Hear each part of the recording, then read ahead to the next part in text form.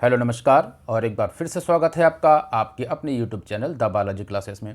दोस्तों आज से मैं आपके लिए कक्षा 11 की यानी क्लास 11th की एनसीईआरटी के जो पूरे क्वेश्चंस है उसको लेकर के चल रहा हूँ। जो प्राचीन भारत है राम शरण शर्मा जी की, प्राचीन भारत है राम शरण शर्मा जी की, इसको आप देख सकते हैं। इसको स्टार्ट कर रहा हूँ, कक्षा 11 की एनसीईआरटी है और ये दृष्टि पब्लिकेशन की है। इसको आप देख सकते हैं, दृष्टि पब्लिकेशन का ये पूरा सेट है। यहाँ से आप देख सकते हैं दृष्टि पब्लिकेशन का है ये।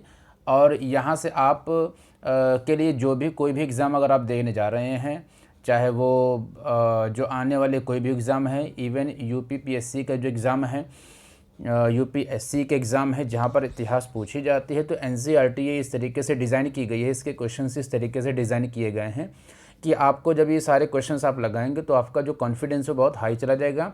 यानी अगर आपने एनसीईआरटी पढ़ी है तो इस प्रकार के क्वेश्चंस की आप प्रैक्टिस करेंगे तो आपके आने वाले किसी भी एग्ज़ाम जहाँ पर इतिहास पूछी जाती है, चाहे वो चपरासी का एग्ज़ाम हो गया, रेलवे ग्रुप डी वगैरह एग्ज़ाम हो गए, कोई भी वनडे एग्ज़ाम हो गया, उत्तर प्रदेश लेखपाल है, यूपीएसआई है, इसका मतलब कोई भी ऐसा एग्ज़ाम जहाँ पर इतिहास पूछी जाती है तो ये सभी प्रश्न आपके लिए समान रूप से महत्वपूर्ण हैं, उपयोगी हैं और आने वाले किसी भी एग्ज़ाम में आप इन प्रकार के जो भी एनसीईआरटी के क्वेश्चन है उसको आप देख सकते हैं। तो आइए स्टार्ट करते हैं। एक पूरी नई सीरीज़ है, आप इसमें जुड़िए। मैं लगातार आपको एक एक क्वेश्चंस करवाऊंगा। जितनी भी क्लास 11th है ये भी क्लास 11th की है, इसके बाद क्लास 12th की भी जो एनसीईआरटी के जितने भी क्वेश्चंस है पूरी समराइज़ है, ये समरी फॉर्म में है। आपको एक एक क्वेश्चन इससे मैं पूरे कंप्लीट कर दूँगा क्लास 11th और क्लास 12th की। इसको कराने के बाद अगर आपकी डिमांड होगी तो मैं कक्षा 6 से लेकर के कक्षा 10 तक के जितने भी क्वेश्चंस होंगे उसको भी करवा दूंगा। पहले आप इसको स्टार्ट करिए क्योंकि 11 और 12 की जो एनसीईआरटी है वो मोस्ट इंपॉर्टेंट है किसी भी एग्ज़ाम के लिए। तो आइए स्टार्ट करते हैं और यहाँ पर एक एक क्वेश्चन को लेकर के चलेंगे। जो भी आपकी एनसीईआरटी के क्वेश्चन हैं क्लास 11 के आज यहाँ से स्टार्ट करना शुरू करते हैं। तो आइए स्टार्ट करते हैं।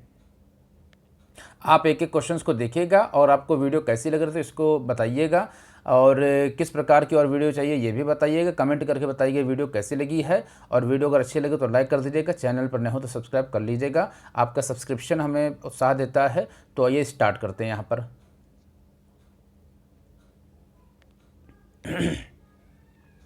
यहाँ पर आप देख सकते हैं कि प्राचीन भारतीय इतिहास का महत्व क्या है, ये चैप्टर है। और यहाँ पर पहला प्रश्न दिया हुआ है कि प्राचीन भारतीय के इतिहास के यानी प्राचीन भारत के इतिहास के संदर्भ में निम्नलिखित कथनों में से कौन सा कथन असत्य है। यहाँ पर कुछ कथन दिए हुए हैं, आपका ऑप्शन डी ये असत्य है, यानी सम्राट अशोक के शिलालेख केवल प्राकृत भाषा में और ब्राह्मी भाषा में लिखे हैं, ये कमेंट दिया हुआ यानी ये कथन है, जबकि ऐसा नहीं है। आइए इसको डिटेल से देख लेते हैं। यहाँ पर दिया हुआ है कि जो सम्राट अशोक के शिलालेख वो प्राकृत भाषा में तो थे ही, इसके अलावा खरोष्ठी और अरमाइक लिपियों में भी थे। पश्चिमोत्तर और अफगानिस्तान में इसकी जो भाषा और लिपि अरामाइक और यूनानी दोनों में थी। तो इस प्रकार जो कथन आपका सी था वो असत्य था, जिसके अंतर्गत दिया हुआ था कि सम्राट अशोक के शिलालेख केवल प्राकृत भाषा और ब्राह्मी लिपि में लिखे गए थे। तो प्राकृत भाषा के अलावा या ब्राह्मी लिपि के अलावा ये अरामाइक लिपियों में और खरोष्ठी लिपि यानी जिसे प्राकृत भाषा के अंतर्गत देखा जाता है इसमें दिया हुआ है। तो अतः इसका मतलब क्या है कि जो तीनों कथन हैं ए बी डी सत्य है, ऑप्शन सी असत्य है, यानी ऑप्शन डी गलत ऑप्शन है। आइए नेक्स्ट क्वेश्चन को देख लेते हैं। नेक्स्ट क्वेश्चन दिया हुआ है कि चक्रवर्ती राजा के संदर्भ में निम्नलिखित कथनों पर विचार कीजिए। पहला दिया हुआ है कि वैसे राजा जिसके राज्य का प्रसार हिमालय से लेकर के कन्याकुमारी तक तथा पूर्व में ब्रह्मपुत्र की घाटी से लेकर के सिंधु पार तक होता था। दूसरा दिया हुआ है कि सम्राट अशोक और चंद्रगुप्त दोनों ही चक्रवर्ती राजा थे। यहाँ पर पूछा है कि चक्रवर्ती राजा कुल मिलाकर के क्या होता है, किस प्रकार के राजा को चक्रवर्ती राजा दिया कहा जाता है। पहले ऑप्शन के अकॉर्डिंग दिया हुआ है कि हिमालय से लेकर के कन्याकुमारी तक जिसका राज था, या जो सम्राट अशोक और समुद्रगुप्त ये दोनों चक्रवर्ती राजा थे। तो ऑप्शन सी यानी 1 और 2 ये दोनों ही सही ऑप्शन है। मतलब जो सम्राट अशोक था ये और समुद्रगुप्त ये दोनों ही चक्रवर्ती राजा होते थे। और चक्रवर्ती राजा का अर्थ हो जाता है कि पूरे भारत भूमि पर जिसका साम्राज्य हो, यानी चक्रवर्ती राजा के अंतर्गत जो हिमालय यानी उत्तर से लेकर के और दक्षिण तक जो कन्याकुमारी यहाँ तक जिसका राज्य था, और पूर्व में ब्रह्मपुत्र की जो घाटी है, जहाँ पर आसाम है, अरुणाचल प्रदेश है, वहाँ से लेकर के सिंधु पार तक, सिंधु पार तक का अर्थ यह हो गया कि जो आपका गुजरात से पार करके जो पाकिस्तान का जो पूरा क्षेत्र था, वहाँ तक जिसका साम्राज्य हुआ करता था, उसे चक्रवर्ती कहा जाता था।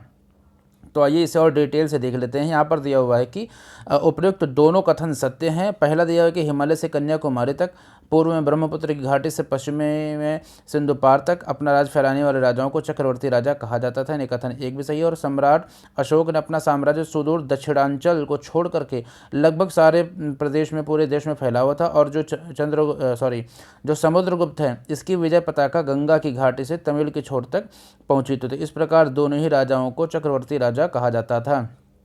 आइए प्रश्न तीसरा देख लेते हैं। प्रश्न तीसरे के अंतर्गत हम ये देखते हैं कि क्या दिया हुआ है। आइए देखते हैं। तीसरा प्रश्न दिया हुआ है कि आर्यों के सांस्कृतिक उपादान के संदर्भ में निम्नलिखित कथनों पर विचार कीजिए। यहाँ पर निम्नलिखित कथनों पर हमें विचार करना है। प्रश्न कथन क्या है? पहला दिया हुआ है कि आर्य सांस्कृतिक उपादान द्रविड़ और तमिल संस्कृति से आए थे, यानी आर्य सांस्कृतिक उपादान द्रविड़ और तमिल संस्कृति से आए थे। जबकि दूसरा कथन है कि प्राक आर्य जाति उपादान वैदिक और संस्कृत मुद्लक संस्कृति के अंग हैं। तो ऑप्शन यहाँ पर हम देख लेते हैं कौन सा है। यहाँ पर दिया हुआ है कुछ जो कथन दिए हुए हैं उसके अनुसार ऑप्शन दिए हुए हैं 1, 2, 3, 4। तो जो आपका ऑप्शन डी है, ना तो 1 और ना ही 2, यानी दोनों ऑप्शन गलत हैं। उपयुक्त व्याख्या जो दोनों कथन है वो असत्य हैं, यानी आर्य सांस्कृतिक उपादान उत्तर वैदिक और सांस्कृतिक मूलक से आए हैं ये भी, और प्राक आर्य जातीय उपादान दक्षिण एवं तमिल के अंग हैं, तमिल संस्कृति के अंग हैं। नेक्स्ट हम देख लेते हैं। चौथा प्रश्न दिया हुआ है कि भारत में विदेशियों के आगमन का सही कालक्रम क्या है। तो ऑप्शन बी इस प्रश्न का सही आंसर हो जाएगा। नहीं, आर्य के बाद यूनानी, यूनानी के बाद शक, के बाद हूण और उसके बाद आखिर में तुर्क आए थे। यानी जो इस्लामिक टेरर जो इन्वेजन्स थे, मुस्लिम आक्रमणकारी थे, वो अंत में आए थे। जैसा कि आपको मैंने बताया कि 357 के आसपास जो मोहम्मद साहब थे उनका जन्म हुआ था, अरब में हुआ था, और इनके जन्म के बाद ही इस्लाम धर्म की स्थापना हो गई थी। और इस प्रकार जो इस्लाम है उसकी शुरुआत हो गई थी अरब के क्षेत्रों से। और तुर्क एक ऐसा क्षेत्र है जहाँ पर इस्लाम का जो प्रसार था, और ये जो भारत में आक्रमणकारी थे वो यहाँ पर अंत में जो तुर्क थे ये आए थे। सबसे पहले आर्य आए थे और उसके बाद तुर्क आए थे अंत में। तो ऑप्शन बी हम यहाँ पर देख सकते हैं, प्रश्न का सही आंसर हो जाएगा। नेक्स्ट हम देख लेते हैं कि इसकी डिटेल से व्याख्या क्या है। तो प्राचीन भारत अनेक मानव प्रजातियों का संगम रहा है, यानी जो प्राचीन भारतीय इतिहास है या जो आज का भी जो आधुनिक भारतीय इतिहास को अगर हम देखते हैं तो जो भी मनुष्य यहाँ पर आए हैं उन सब का यहाँ पर संगम रहा, उनका सबका यहाँ पर वेलकम हुआ है। इनमें से सबसे पहले आर्य, फिर यूनानी, फिर शक, हूण और अंत में तुर्क आए थे, और अनेक प्रजातियां इसमें शामिल थी। ये सभी समुदाय और इनके सारे जो सांस्कृतिक वैशिष्ट्य आपस में इस तरह निरक्षीरव हो गए कि आज उनमें से किसी को अपने मूल रूप के साफ साफ पहचाना नहीं जा सकता है। तो इस प्रकार से हमने सभी प्रश्न देख लिए हैं। आइए इसी NCERT का जो दूसरा चैप्टर है जिसके अंतर्गत दिया हुआ है कि प्राचीन भारतीय इतिहास के आधुनिक लेखक, तो इस प्रश्न को हम डिटेल से देखेंगे, एक एक करके देखेंगे। तो आइए पहला प्रश्न यहाँ पर दिया हुआ है कि अंग्रेजों तथा क्रिश्चियन मिशनरियों द्वारा भारतीय इतिहास तथा धर्म ग्रंथों के अध्ययन में रुचि लेने के कारणों के संदर्भ में निम्नलिखित पर विचार पर कथन कीजिए। पहला दिया हुआ यहाँ पर भारतीय लोगों के रीति रिवाज और जो सामाजिक व्यवस्था का ज्ञान प्राप्त करने के लिए। दूसरा दिया हुआ है कि भारतीय लोगों का धर्म परिवर्तन कराने के लिए। तो यहाँ पर जो प्रश्न दिया हुआ है कि अंग्रेजों तथा क्रिश्चियन मिशनरियों द्वारा भारतीय इतिहास तथा धर्म ग्रंथों के अध्ययन में रुचि लेने के कारण दिया हुआ है कि एक तो रीति रिवाज और सामाजिक व्यवस्था का ज्ञान प्राप्त करना, दूसरा धर्म परिवर्तन कराना भारतीय लोगों का। तो ऑप्शन सी यहाँ पर क्या हो जाएगा, ये दोनों ही सही ऑप्शन हो जाएंगे, यानी ये भी सही है और ये भी सही। ऑप्शन 1 और 2 दोनों सही है। अब यहाँ पर डिटेल से हम देख लेते हैं इसकी व्याख्या को। तो दोनों ही जो कथन है वो सत्य हैं। पहला दिया हुआ है कि 1857 के विद्रोह के पश्चात अंग्रेजों ने यह महसूस किया कि उन्हें भारत पर अपना शासन मजबूत करने के लिए यहाँ के लोगों के रीति रिवाजों और सामाजिक व्यवस्था का अध्ययन करना जरूरी है। जब इनकी सामाजिक व्यवस्थाओं का अध्ययन कर लेंगे तो इनसे किस प्रकार से पेश आना है यह जो अंग्रेज़ थे उनकी कूटनीति थी। इसके अलावा जो दूसरा है कि क्रिश्चियन मिशनरियों ने भारतीय लोगों का धर्म परिवर्तन कराने के लिए उनके धर्म की दुर्बलताओं का जानना आवश्यक समझा। यानी जिस समय अंग्रेज यहाँ पर थे तो कुछ कुरीतियाँ थीं, जैसे कि सती प्रथा थी, इस प्रकार की कुछ कुरीतियाँ थीं, छुआछूत, इस प्रकार की कुरीतियों को इन क्रिश्चियन मिशनरियों ने समझा और धर्म परिवर्तन करा सके ऐसे भारतीय जो धर्म थे उनकी दुर्बलताओं को अध्ययन किया, तो उनके द्वारा ब्रिटिश साम्राज्य को मजबूत बनाया जा सके, ये दो उद्देश्यों के माध्यम से। आइए अगला प्रश्न देख लेते हैं। अगला प्रश्न दिया हुआ है कि भारतीय इतिहास के अध्ययन के संदर्भ में निम्नलिखित में से कौन सा कथन सत्य है। सत्य कथन के बारे में पूछा है। तो यहाँ पर आइए हम देख लेते हैं। पहला दिया हुआ है कि जर्मन विद्वान एफ मैक्स मूलर ने secrets book of the East series में भारतीय धर्म ग्रंथों का अनुवाद किया। दूसरा दिया हुआ है अंग्रेजों द्वारा भारतीय इतिहास के अध्ययन के फलस्वरूप यह बताया गया कि भारतीय समाज अलौकिक और वैज्ञानिक मान्यताओं पर आधारित है।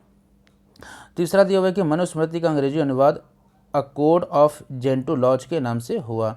तो ऑप्शन सी 1 और 3 इसका सही आंसर हो जाएगा। यानी जर्मन विद्वान एफ मैक्स मूलर ने Sacred Book of the East series में भारतीय धर्म ग्रंथों का अनुवाद भी किया था। और तीसरा है कि मनुस्मृति का भी अंग्रेजी अनुवाद किया था अ कोड ऑफ जेंटुलॉज के अंतर्गत। आइए डिटेल से देख लेते हैं। भारतीय विद्या के अध्ययन को सबसे अधिक बढ़ावा जर्मनी के जो विद्वान एफ मैक्स मूलर ने दिया। उन्होंने secrets books of the east को कुल मिलाकर के 50 खंडों में प्रकाशित किया। तो इस प्रकार कथन 1 सही हो जाएगा। दूसरा दिया हुआ है कि अंग्रेजों द्वारा भारतीय इतिहास के अध्ययन के फलस्वरूप भारत के लोगों के स्वेच्छाचारी शासन का आदि तथा परलौकिक समस्याओं में डूबे रहने वाले जाति प्रथा वर्ण व्यवस्था के मुताबिक कुचक्र में फंसा हुआ बताया था। यह जो कथन दूसरा ये असत्य था। तीसरा है कि मनुस्मृति को सबसे प्राचीन और प्रामाणिक माना जाता है। सबसे पहले 1776 ईस्वी में इसका अंग्रेजी भाषा में अनुवाद किया गया था। यह कथन 3 सत्य है। तो प्रश्न आपका जो था कि भारतीय इतिहास के अध्ययन के संदर्भ में निम्नलिखित में से कौन से कथन सत्य है, तो पहला और तीसरा कथन सत्य है। आइए देख लेते हैं इसके नेक्स्ट क्वेश्चन को। नेक्स्ट क्वेश्चन दिया हुआ है कि भारतीय इतिहास के अंग्रेजी लेखकों के संदर्भ में निम्नलिखित में से कौन से कथन सत्य है, उन पर हमें विचार करना है। तो जो दिए हुए कथन इन पर हमें विचार करना है। तो पहला दिया हुआ है कि सर विलियम्स जोन्स ने धार्मिक ग्रंथ भगवत गीता का अंग्रेजी में अनुवाद किया।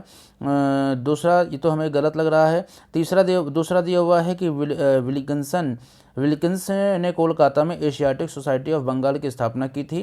तो ये भी हमें गलत ही लग रहा है। तो ऑप्शन हो जाएगा आपका डी, ना तो 1 और ना तो 2, ये दोनों ही कथन आपके सही नहीं हैं। आइए इसकी डिटेल से व्याख्या देख लेते हैं। पहला दिया हुआ है कि 1785 ईस्वी में प्रसिद्ध धार्मिक ग्रंथ भगवत गीता का अंग्रेजी में अनुवाद विल्किंसन ने किया था। नेक्स्ट दिया हुआ है कि ईस्ट इंडिया कंपनी के सर विलियम्स जोन्स ने 1784 ईस्वी में कोलकाता में एशियाटिक सोसाइटी ऑफ बंगाल नामक शोध संस्था का स्थापना किया। तो यहाँ पर प्रश्न दिया हुआ है कि भारतीय इतिहास के अंग्रेजी लेखकों के संदर्भ में निम्नलिखित में से कथन जो हैं उस पर हमें विचार करना था। तो सर जो विल्किंसन हैं इन्होंने भगवत गीता का जो अनुवाद किया था, और जो सर विलियम्स जोन्स हैं इन्होंने एशियाटिक सोसाइटी ऑफ बंगाल का स्थापना की थी। तो यहाँ पर जो राइटर अदल बदल दिए गए हैं इसको आप देख लीजिएगा। आइए नेक्स्ट क्वेश्चन को देख लेते हैं। नेक्स्ट क्वेश्चन यहाँ पर दिया हुआ है कि सर विलियम जोन्स ने निम्नलिखित में से किसका अंग्रेजी में अनुवाद किया था। यहाँ पर हमें इस प्रश्न का सही आंसर देना है। आइए इस प्रश्न के आंसर को देख लेते हैं। यहाँ पर उत्तर सी यानी सर विलियम जोन्स ने 1789 ईस्वी में अभिज्ञान शाकुंतलम नामक जो अंग्रेजी नाटक का जो नामक एक अभिज्ञान शाकुंतलम एक नाटक है जिसका अंग्रेजी में अनुवाद किया था। आइए नेक्स्ट क्वेश्चन को देख लेते हैं। नेक्स्ट क्वेश्चन दिया हुआ है कि भारत के इतिहास का पहला सुव्यवस्थित इतिहास निम्नलिखित में से किस विद्वान ने तैयार किया था। तो option B Vincent Arthur Smith. तो इसके आंसर को डिटेल से देख लेते हैं। विंसेंट आर्थर स्मिथ की पुस्तक early history of India Vincent Arthur Smith की पुस्तक है, और इसमें जो है इन्होंने प्राचीन भारतीय इतिहास 1904 में तैयार किया था। तो भारत के इतिहास का पहला सुव्यवस्थित इतिहास विंसेंट आर्थर स्मिथ ने तैयार किया था। आइए देखते हैं नेक्स्ट क्वेश्चन को। नेक्स्ट क्वेश्चन दिया हुआ है कि भारतीय विद्वानों द्वारा भारतीय इतिहास के अध्ययन करने के कारणों के संदर्भ में निम्नलिखित में से निम्नलिखित कथनों पर हमें विचार करना है। तो निम्नलिखित कथन ये दिए हुए इन पर हमें विचार करना है जो कि भारतीय इतिहास के अध्ययन के संदर्भ में क्या हैं। तो अंग्रेजों अंग्रेजी इतिहासकारों द्वारा भारतीय इतिहास की छवि धूमिल करने के विरोध में, भारतीय इतिहास का पुनर्निर्माण करने और समाज सुधारने के लिए। तीसरा दिया हुआ है कि लोगों को स्वराज प्राप्ति हेतु प्रेरित करने के लिए। तो ऑप्शन डी यानी 1, 2, 3 ये तीनों ही इस प्रश्न के सही आंसर हो जाएंगे। भारतीय विद्वानों द्वारा भारतीय इतिहास के अध्ययन के कारणों के संदर्भ में अंग्रेजी इतिहास जो कि भारतीय इतिहास को धूमिल कर रहे थे, इसकी भी जानकारी दी गई। भारतीय इतिहास के पुनर्निर्माण के और समाज सुधार के रूप में देखा गया और लोगों को स्वराज प्राप्ति के हेतु जो प्रेरित किया गया था। तो इस प्रकार तीनों ही ऑप्शन इसके सही आंसर हो जाएंगे। इसको डिटेल से देख लेते हैं। भारतीय विद्वानों ने विशेषकर वे जो पाश्चात्य शिक्षा प्राप्त पाए हुए थे, अंग्रेजों द्वारा भारतीय इतिहास को तोड़ मरोड़ कर भारत के अतीत की छवि को धूमिल किए जाने में क्रोधित थे और उन्होंने इंग्लैंड के फलते फूलते औपनिवेशिक शासन के विरोध में भारतीय इतिहास का पुनर्निर्माण करने के लिए अध्ययन किया। दूसरा है कि भारतीय विद्वान समाज को केवल सुधारना ही नहीं चाहते थे, बल्कि भारत के इतिहास का पुनर्निर्माण इस प्रकार करना चाहते थे कि उससे समाज को सुधारने में मदद मिले और यह कार्य भारत के लोगों को भारत के इतिहास का ज्ञान करवा करके ही संभव था। और नेक्स्ट है कि भारतीय विद्वानों ने भारत के लोगों को भारत के स्वर्णिम इतिहास के बारे में अवगत करवा करके स्वराज प्राप्त करने हेतु प्रेरित किया था। तो इस प्रकार से तीनों ऑप्शन सही हो जाएंगे। आइए देखते हैं नेक्स्ट क्वेश्चन को। नेक्स्ट दिया हुआ है कि सूची 1 को और सूची 2 को सुमेलित कीजिए। सूचियों के नाम दिए गए कूट से सही उत्तर का चयन करना है। सूची 1 में दिए हुए हैं लेखक, सूची 2 में दिए हुए हैं पुस्तकें। तो यहाँ पर हम इस प्रश्न के आंसर को देख लेते हैं। यहाँ पर क्या दिया हुआ है कि जो ऑप्शन बी, हमें यहाँ पर एक बार इसको डिटेल से देखना होगा, सही से समझना होगा क्वेश्चन। अच्छा, यहाँ पर एक तरफ दिया हुआ है जो लेखक और पुस्तकें दी हुई हैं और उसमें हमें मैच करना है कि कौन सा सही आंसर हो जाएगा। यहाँ पर कूट दिया हुआ है, इस कूट को भी हम समझ लेते हैं। यहाँ पर कूट दिया हुआ है कि जो बी है, जो 2, 3, 4 और 1 इसके बारे में दिया हुआ है। आइए इस क्वेश्चन को हम यहाँ पर जो डिटेल से इसके सही आंसर दिए हुए हैं इसको देख लेते हैं कि जो एक तरफ लेखक है और दूसरी तरफ पुस्तकें हैं। तो जो आपके ऑप्शन ए के अंतर्गत यानी इस ए वाले का A.L. बाथम, इसका आंसर हो जाएगा wonder that what was India, यानी इस पुस्तक के लेखक A.L. बाथम हैं। दूसरा है D.D. कोसंबी, इन्होंने लिखी थी an introduction to the study of Indian history. Rajendra Lal Mitra ने लिखी थी इंडियो आर्यंस। और तीसरा K.A. नीलकंठ शास्त्री ने a history of ancient India. तो ये इंपॉर्टेंट कुछ पुस्तकें हैं, इनको आप देख लीजिएगा और इनके जो कौन से लेखक है, कौन से पुस्तक है, इसको आप याद कर लीजिएगा। आइए नेक्स्ट क्वेश्चन को देख लेते हैं। नेक्स्ट क्वेश्चन दिया हुआ है कि भारतीय इतिहास के संदर्भ में निम्नलिखित कथनों में से कौन से कथन सत्य हैं। पहला है, रामकृष्ण गोपाल भंडारकर ने 7 वाहनों के दक्कन के इतिहास का पुनर्निर्माण किया है, ये सही ऑप्शन है। दूसरा दिया हुआ है कि हेमचंद्र राय चौधरी ने महाभारत काल से लेकर के गुप्त साम्राज्य के अंत तक भारतीय इतिहास का पुनर्निर्माण किया है, ये भी ठीक है। तीसरा दिया हुआ है कि V.A. स्मिथ ने प्राचीन भारत के गणराज्यों के अस्तित्व के बारे में बताया हुआ है, ये गलत है। यानी ऑप्शन ए और ऑप्शन 2 ये दोनों सही नहीं, ऑप्शन यहाँ पर 1 है, यानी केवल 1 और 2 इस प्रश्न के सही आंसर हो जाएंगे। आइए डिटेल से देख लेते हैं। यहाँ पर डिटेल से हम देखते हैं कि महाराष्ट्र के रामकृष्ण गोपाल भंडारकर और विश्वनाथ काशीनाथ राजवाड़े समर्पित विद्वान थे। उन्होंने देश के सामाजिक और राजनीतिक इतिहास का पुनर्निर्माण किया। R.G. भंडारकर ने 7 वाहनों के दक्कन के इतिहास को और वैष्णव संप्रदाय के इतिहास का पुनर्निर्माण किया था। उल्लेखनीय है कि दोनों समाज सुधारक थे और अपने शोधों से विधवा विवाह का समर्थन किया था। जाति प्रथा एवं बाल विवाह जैसे कुप्रथा का खंडन किया था। तो इस प्रकार कथन एक सत्य है। दूसरा, हेमचंद्र राय चौधरी ने महाभारत काल में ईसा पूर्व 10वीं शताब्दी से लेकर गुप्त साम्राज्य के अंत तक प्राचीन भारत के इतिहास का पुनर्निर्माण किया, अतः कथन जो है वो भी सत्य कथन है। और जो तीसरा है कि V.A. स्मिथ ने अपने इतिहास लेखन में सिकंदर के आक्रमण के बारे में वर्णन किया था और इतिहासकार K.P. जायसवाल ने सिद्ध किया था कि प्राचीन काल के में यहाँ गणराज्यों का अस्तित्व था जो अपना शासन स्वयं चलाते थे। तो यहाँ पर बताया था जो ऑप्शन के अकॉर्डिंग कि V.A. स्मिथ ने बताया था कि गणराज्यों का अस्तित्व था, जबकि बताया किसने था, बताया था K.P. जायसवाल ने कि भारत में गणराज्यों का अस्तित्व था जो अपना शासन चलाते थे, जो कि V.A. स्मिथ ने नहीं बताया था, इसलिए तीसरा ऑप्शन गलत हो गया था। आइए नेक्स्ट क्वेश्चन को देख लेते हैं। नेक्स्ट क्वेश्चन दिया हुआ है कि भारतीय इतिहास के लेखकों के संदर्भ में निम्नलिखित में से कौन सा कथन असत्य है। तो नवा प्रश्न है दूसरे चैप्टर का। तो यहाँ पर दिया हुआ है कि भारतीय इतिहास के लेखकों के संदर्भ में निम्नलिखित में से कौन सा कथन असत्य है। तो यहाँ पर जो तीसरा ऑप्शन यानी सी है, A.S. अल्तेकर ने a history of south India का लेखन किया था, ये गलत है, जबकि ये तीनों A, B और D ये सत्य हैं। आइए डिटेल से इसको देख लेते हैं। A.S. अल्तेकर और K.P. जायसवाल जैसे कुछ विद्वानों ने देश को शकों और कुषाणों के शासन से मुक्त कराने में भारतीय राजवंशों की भूमिका का वर्णन किया है। इतिहासविद K.A. नीलकंठ शास्त्री ने a history of south India का लेखन किया है, अतः कथन जो सी है ये असत्य है। जबकि यहाँ पर क्या दिया हुआ था कि A.S. अल्तेकर ने a history of south India का लेखन किया है, जबकि इसका लेखन किसने किया है, इसका लेखन किया है K.A. नीलकंठ शास्त्री ने a history of south India का लेखन किया है।